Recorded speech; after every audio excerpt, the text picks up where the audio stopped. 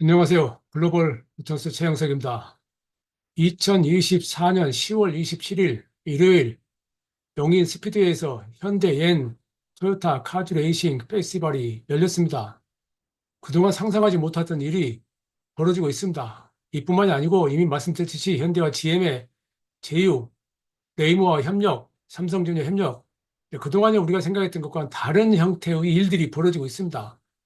이번에 현대자동차하고 도요타자동차 그룹의 두 회사 회장이 한 자리에 모여서 모터스포츠라는 이벤트를 중심으로 그들의 협력의 가능성을 타진했다. 이렇게 이야기할 수 있겠습니다. 물론 본격적인 그 서킷을 주행하는 행사는 아니고 별도의 스테이지를 만들어서 레이싱 네이버들이 직접 그들이 운전했던 차들을 가지고 관객들에게 다양한 형태의 쇼를 보여주는 그런 재미있는 행사였습니다. 물론 그 행사장 주변에는 다양한 수소, 전기차, 레이싱차, 뭐 여러 가지 모델들이 전시되어 있었습니다. 이런 것들이 무엇을 의미하는지 좀 가벼운 차원에서 한번 정리해 보겠습니다. 페스티벌에 대해서 현대차나 도요타차는 모터스포츠 문화 발전이라는 점을 강조합니다. 그리고 그걸 통해서 고객 공감 확대한다는 건데, 사실은 이걸 보고 저는 처음에 무슨 생각을 했을까?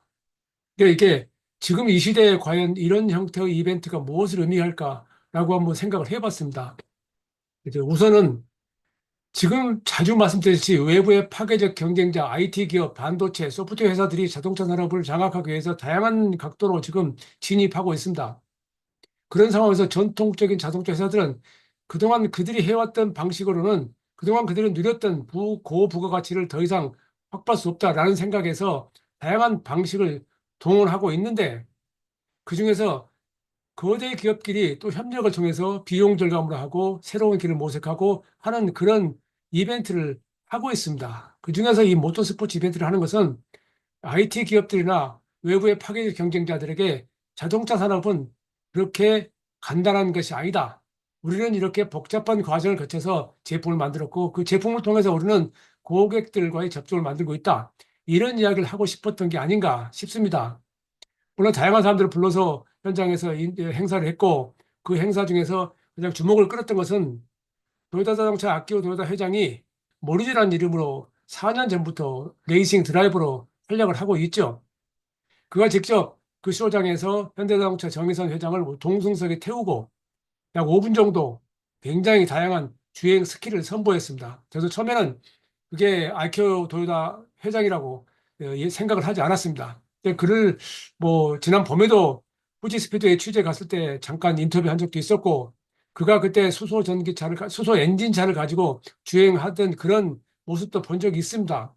그래서 그의 운전 실력을 의심하는 건 아닌데 이번에 그 다양한 스핀트웨이라든가 드리프트 같은 그런 고난도 기술을 아주 복잡하게 하는 기술을 보여주는 걸 보고 상당히 놀랐습니다. 어쨌든 이거 자체를 보고 저는 우선은 전통적인 그 경쟁자들이 이렇게 뭉친다. 그 사실 쉽지 않은 얘기거든요. 특히 두 회사 회장이 같이 만나는 거야. 행사장에서 만나서 있지만은 이벤트를 같이 한다는 것이 일단 인상적인 내용이 있고요. 특히 이제 도요타하고 현대자동차의 그 마케팅 홍보 직원들이 서로 협업을 해서 이벤트를 치렀다. 그 이제 일반인들한테 어떻게 받아들일지 모르겠지만 제가 이제 기자로 활동하는 사람 입장에서는 이런 그 행위 자체가 상당히 의외다. 이렇게 생각을 합니다. 뭐 아시다시피 21세기 초에 현대차는 하도 도요타가 최우선의 과제였죠. 그러면서 뭐 도요타는 뭐 지금까지 여전히 세계 1위 자동차 회사고요. 또 그런 상황에서 현대차가 최근에 세계 1위를 했던 GM과 제휴를 하고 현재 세계 1위인 도요타도 여러 가지 형태로 제휴의 발길을 뻗치고 또 거기다 더 나아가서 IT 회사인 웨이모하고도 자율주행 관련 기술 협력을 하고 또 전기전자 회사는 삼성전자하고도 제휴하고 이런 일들이 아주 숨가쁘게 벌어지고 있는 것입니다. 근데 이 두 사람이 이 행사장에서 한 행동은 사실 간단히 그들이 나와서 모여서 악수했다는 정도로 넘어서는 것입니다. 그러면 많은 사람들이 기대를 하죠. 현장에서 저는 그 기자회견 끝나고 미국의 오토모티브 뉴스 기자를 잠깐 만난 적이 있습니다. 우연히 옆자리에 앉아서 이야기를 했는데 그에게 물었습니다. 이 행사 어떻게 생각하냐 했더니 우선 그동안 저하고 생각이 같았습니다. 이 두 회장이 만나는 것 자체가 의미가 있다. 첫 번째. 두 번째, 그러면 앞으로 이들이 어떤 협업을 할 것인가, 제휴를 할 것인가가 궁금해진다. 뭐 여러 가지 몇 가지 알고 있지만은 앞으로 어떤 형태로 새로운 미래를 꾸려갈 것인가라는 것이 궁금하다. 이렇게 말을 했습니다. 뭐 그 외에도 그는 몇 가지 저한테 질문을 했고 저한테 질문한 내용을 그가 기사를 쓴데 참고하겠다고 이야기를 하긴 했었습니다만은 이 두 사람이 만나는 것은 단지 한국 내에서 한국 자동차 사장과 회장과 일본 자동차의 만남을 넘어서서 전 세계적으로 엄청난 이슈가 됐고 전 세계 많은 미디어들은 이 두 회장의 공동 이벤트 참여에 대해서 상당히 비중 있게 다루고 있습니다.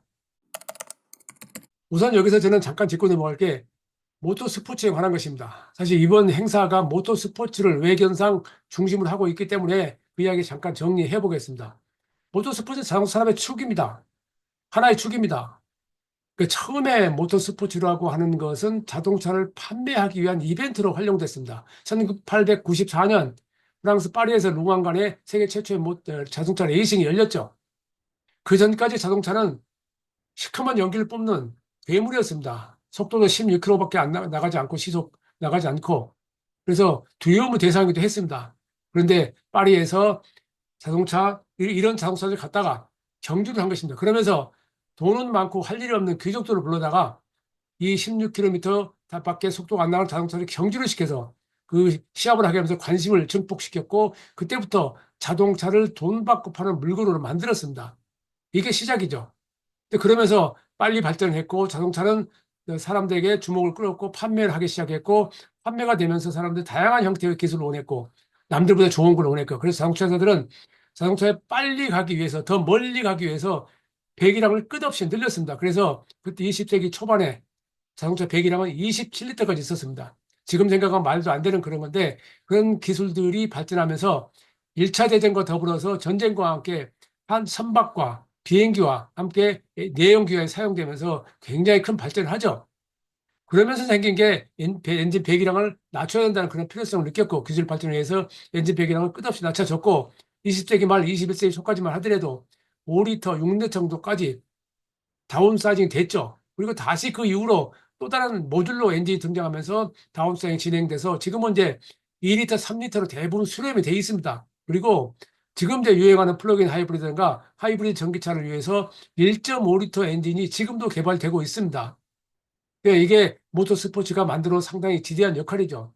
그러면서 이 모터스포츠는 그 자체로 하나의 엔터테인먼트 산업으로 20세기 말에 부상을 했죠.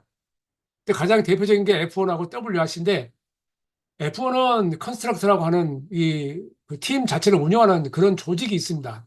자동차 회사가 엔진을 공급하긴 하지만은 자동차 회사보다는 그 팀 조직의 더 비중이 더 크고요. WRC는 사실은 자동차 회사의 비중이 더 큰 그런 성격의 모델입니다.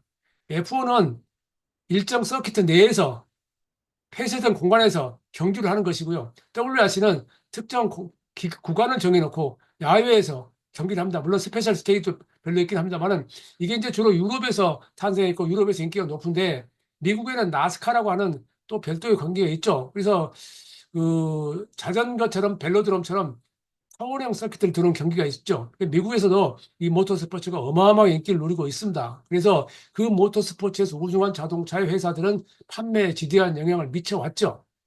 근데 그런 이런 이야기 하면 국내에서 우리나라에서 좀 거리가 멀죠. 우리나라에서는 F1 경기가 치러진 게 2010년과 2014년 그때 한 세 번, 네 번인가요? 열렸었는데 영암 서킷에서 지금 우리나라는 그 F1을 개최하지 않고 있습니다. 그러니까 전 세계에서 자동차를 자국 자본, 자국 기술로 생산하는 자동차 회사가 있는 나라에서 F1이 개최되지 않고 WRC가 개최되지 않는 나라는 한국밖에 없습니다. 우리나라가 모터스포츠에 대한 인기가 그만큼 낮다는 얘기입니다. 근데 이 이야기는 그 어떤 문화평론가가 하는 얘기가 기억이 납니다. 우리나라가 피겨스케이팅을 전혀 몰랐었는데, 거의 몰랐었는데, 김연아라고 하는 걸출한 피겨스케이트가 나타나면서 세계 시장에서 세계 선수권 대회를 장악하는데 아주 그 두각을 보이면서 굉장히 인기를 모았죠. 근데 그때 우리는 그 이후로도 좀 시들해지긴 했는데 우리가 피겨스케이팅이 국민 스포츠가 되지는 못했죠. 반면에 축구나 야구는 국민 스포츠가 됐죠. 우리나라 축구나 야구는 K리그라든가 프로야구 지금 굉장히 인기를 끌고 있고 팬 문화도 저는 유럽이나 남미 이런 등재에서 굉장히 성숙했다고 봅니다. 그대로 응원 문화가 단지 이길 때 좋아하고 지면은 싫어하는 그런 게 아니고 이길 땐 지들 자기 팀에 대해 애정을 가지고 여러 가지 행동을 하는 그런 면에서 굉장히 높이 평가를 합니다. 그런데 이 F1과 WRC에서 활동하는 한국의 레이싱 드라이버가 없습니다. 그래서 그 문화평론가는 그런 것을 이유로 들기도 했습니다. 근데 주로 이제 F1 같은 경우는 드라이버를 하게 되면 체중이 좀 작아야 되고요. 몸무게가 가벼워야 됩니다. 뭐 이런 전제 조건에서 주로 이제 프랑스하고 남미 쪽 그 드라이버에서 많이 실력을 많이 과시하고 있는데 그런 것이 우리나라는 없었고 그것 때문에 모터스포츠가 인기를 얻지 못한다라는 말을 한 걸 들은 거 기억이 있습니다. 근데 그런 거 평론가들 이야기고요. 어쨌든 그런 과정에서 한국과 일본의 모터스포츠의 문화는 많이 차이가 납니다. 일본만 하더라도 정규 서킷가 6개가 있습니다. 그리고 F1에서 인정받는, FIA에서 인정받는 서킷은 후지 스피드하고 스즈카 서킷이라고 하는 2개가 있고요. 거기서 F1 경기가 열리죠. 근데 여기에 우리나라는 지금 영암에 F1 서킷이 있긴 하지만 더 이상 열리지 않고 자동차 경주장으로 하면 지금 이번에 행사가 열린 용인 스피드웨이 그건 정규 서킷가 아니고 뭐 절반 정도 규모로 할 수 있습니다. 그리고 인제 서킷가 있는데 지금 대부분의 우리나라 모터스포츠 경기는 인제에서 주로 열립니다. 또 여기도 나름대로 열광적인 팬들이 많이 형성됐고 과거에 비해서는 많이 활성화됐다라고 그렇게 말을 하지만 상대적으로 다른 나라에 비해서는 아직 한국은 모터스포츠 문화가 그렇게 활성화됐다고 그렇게 말할 수는 없는 상황이죠. 그런데 그런 상황에서 도요타 자동차의 아키오 회장이 직접 운전을 하면서 관객들에게 그의 운전 실력을 보였다. 여러 가지 의미가 있죠. 이것을 어떻게 받아들이냐. 저는 그때 현장에서 여러 그 어린이들이 그 관람석에 앉아 있는 걸 보면서 이제 이런 얘기를 했죠. 손흥민 퀴즈란 말을 하죠. 이정범 퀴즈란 말을 하고 그들이 이걸 보고 과연 뭐 레이싱 드라이브에 관심을 가질까 하는 생각도 해보긴 했습니다. 어떻게 될지 뭐 두고 봐야 되죠. 어쨌든 이런 행사가 벌어진 상황에서 저는 이번 그 현대차그룹과 도요타의 만남에 대해서 다시 한번 정의를 할 수 있는 그런 생각을 하게 됐습니다. 해야 된다고 생각하게 됐습니다. 그러니까 이미 말씀드렸듯이 GM하고 생산 설비 공유라든가 소프트웨어 개발, 전기차 기술 공유 이런 것들을 위해서 제휴한다고 MOU 그 양해 각서를 체결했죠. 이제 구체적으로 지금 일을 진행시키고 있는데 앞으로 무엇을 얻어낼 것인지 시너지를 노릴 것인지 지켜봐야 되고요.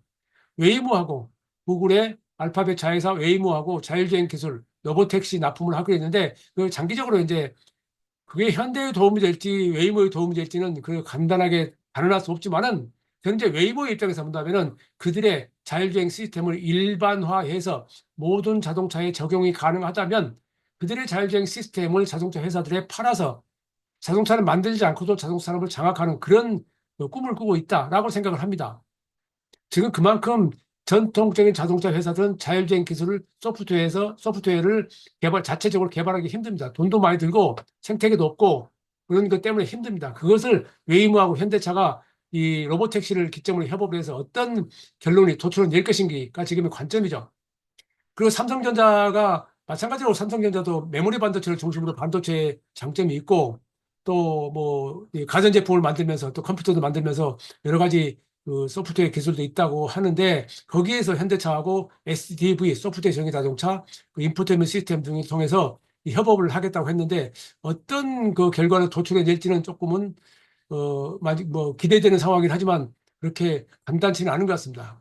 그리고 이번에 아키오 도요타가 서울에 온 것을 계기로 그 일주일 전에 현대차 그룹 보스턴 다이내믹스하고 도요타의 TRI가 어명 휴머노이드 로봇 개발에 협력하겠다라고 발표를 했습니다. 이게 보스턴 다이내믹스 현대차 자회사죠.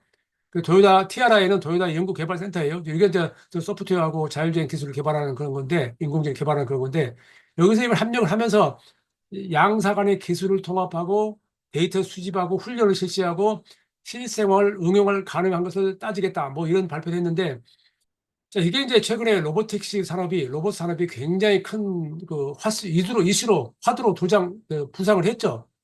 특히 이제 그 테슬라 일론 머스크가 그 새로운 마스터 플랜을 통해서 앞으로는 로봇과 인공지능으로 그의 사업 방향을 바꾸겠다라고 말을 했는데 그 때문에 굉장히 주목을 끌고 있죠.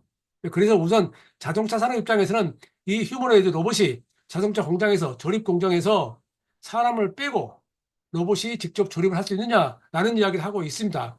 근데 이에 대해서 많은 논란이 있긴 하지만은 저는 그렇게 쉽지 않을 것이라는 생각을 하는 사람들 동의합니다. 그런데 여전히 뭐 중국의 BYD도 그렇고 테슬라도 그렇고 여러 회사들이 이미 BMW도 그렇고 자신들의 공장 내에서 이족 보행 휴머노이드 로봇이 조립 작업에 뛰어들 수 있는 작업을 하고 있다는 것을 영상을 통해서 소개를 하고 있습니다. 그런데 그게 그렇게 장기적으로 할 수 있을까에 대해서는 좀 의문이 많죠. 가장 간단한 의문부터 휴머노이드 로봇에 탑재해서 할 수 있는 배터리가 한계죠. 그렇다고 선을 연결해서 사용할 수 없는 노릇이고요. 그 문제도 해결될 수 있겠죠. 근데 그게 그 사람이 하는 것처럼 작업을 할 수 있느냐에 대해서는 아직 많은 의문을 내세우고 있습니다. 제시하고 있습니다. 어쨌든 지금 상황에서 현대는 여기에 더해서 이번에 행사장 그 주변에 다양한 그들의 수소 연료 전지 전기차, 수소 엔진차를 전시했습니다. 그러니까 그걸 통해서 당장에 가시적으로 그 두 회사 회장이 수소 연료 전지 전기차 또는 수소 엔진차 분야에서 협력을 하겠다라고 말을 하지 않았습니다. 그러나 공적으로 아마 그런 논의가 있었을 것으로 예상이 됩니다. 뭐 그렇게 이 어려운 만남이 그 성사가 됐는데 그런 상황에서 그냥 모터스포츠 경기만 하고 간다는 것은 누가 봐도 그렇게 믿을 수 없는 내용이죠. 그래서 그렇다면 이제 여기서 이제 짓게 되는 것은 한 가지 짚어보면서 유럽 회사가 빠진 겁니다. 폭스바겐. 대표적인 이제 양산 브랜드 대표적인 회사 폭스바겐이 지금은 이 GM과 현대와 도요타 이 제휴 관계에 지금 없습니다. 이 부분도 앞으로 어떻게 지켜봐야 됩니다. 그러니까 이 폭스바겐은 지금 상당히 그 여러 가지 문제로 공장을 폐쇄하면서 어려움을 겪고 있는데 이게 폭스바겐도 이 비용 절감을 해서 위에서 다양한 방법을 동원하고 있는데 과연 이 연합에 뛰어들지는 지켜봐야 되죠. 결국 이 모든 것들이 사실은 외부의 파괴적 경쟁자들이 워낙에 빠른 속도로 다양한 방법으로 자동차 산업을 장악하기 위해서 뛰어드는 상황에서 벌어진 일이고 그런 외부의 파괴적 경쟁자들과 같은 기술력을 가진 중국 자동차 회사들이 세계 시장을 치고 공략하면서 벌어진 일입니다. 중국은 자본이 가장 큰 자산이고 그로 인해서 저가 전기차, 저가 모델, 그리고 시장 장악력이 큰 힘이죠.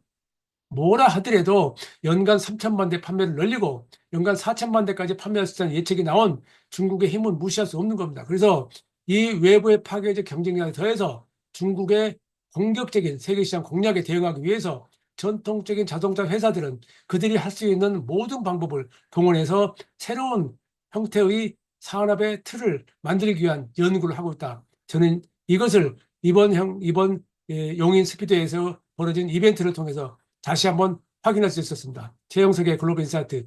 다음 시간에 뵙겠습니다.